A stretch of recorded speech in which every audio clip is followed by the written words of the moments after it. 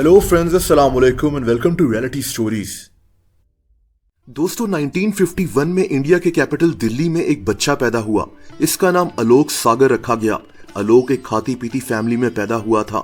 इसके वालिद एक सीनियर गवर्नमेंट ऑफिसर थे। इसकी वालदा फिजिक्स की प्रोफेसर थीं। ये एक पढ़ी लिखी फैमिली थी और इसीलिए आलोक को भी बचपन से ही पढ़ाई में बहुत दिलचस्पी थी। आलोक एक बहुत काबिल स्टूडेंट था। वक्त गुजरता गया। आलोक ने इंडिया के एक टॉप इंस्टीट्यूट आईआईटी दिल्ली से मास्टर्स किया और फिर ये अमेरिका में ह्यूस्टन यूनिवर्सिटी से पीएचडी करने चला गया।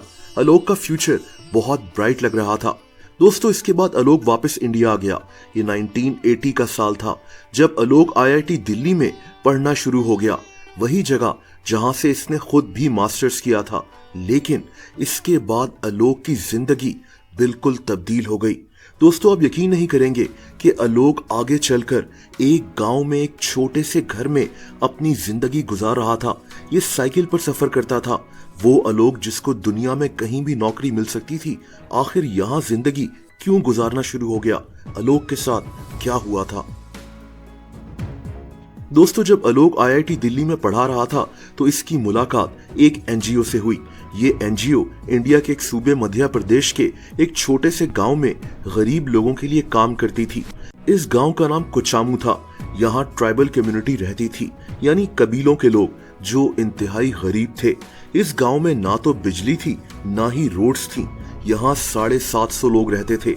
दोस्तों, आलोक इसी एनजीओ के साथ इस गांव में गया और ये हमेशा के लिए इसी गांव का होकर रह गया।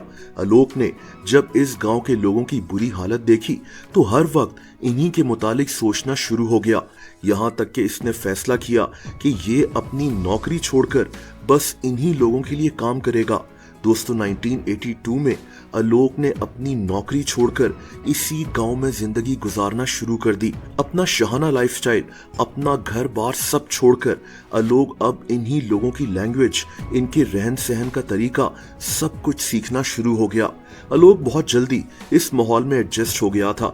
ये पहले से ही 7 से 8 लैंग्वेजेस जानता था, इसीलिए इसके लिए एक नई लैंग्वेज सीखना इतना मुश्किल नहीं था।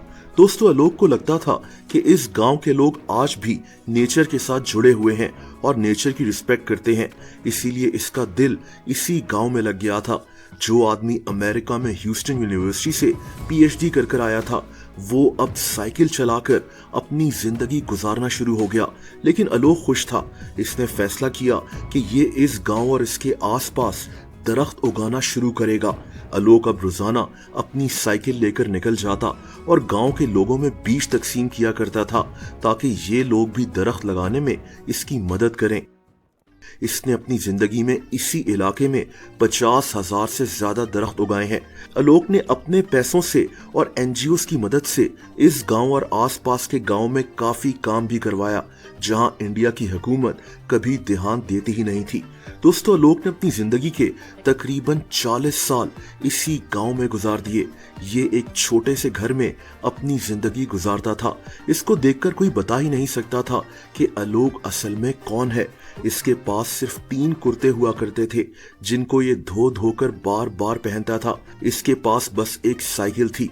यहाँ तक कि इसने कई सालों तक गांव के लोगों को अपने मुतालिक कुछ बताया ही नहीं था कि ये असल में कौन है। ये बस इन लोगों की जिंदगी बेहतर बनाना चाहता था। लेकिन जब वहां के कुछ सरकारी ऑफिसर्स को इस पर शक हुआ, तब जाकर आलोक ने इनको बताया कि ये असल में कौन है। आपका इस कहानी के मुतालिक क्या ख्याल है? कमेंट्स करके मुझे जरूर बताएं। दोस्तों, अगर आप मुझे इंस्टाग्राम पर फॉलो करना चाहें तो उसका लिंक नीचे डिस्क्रिप्शन में मौजूद है।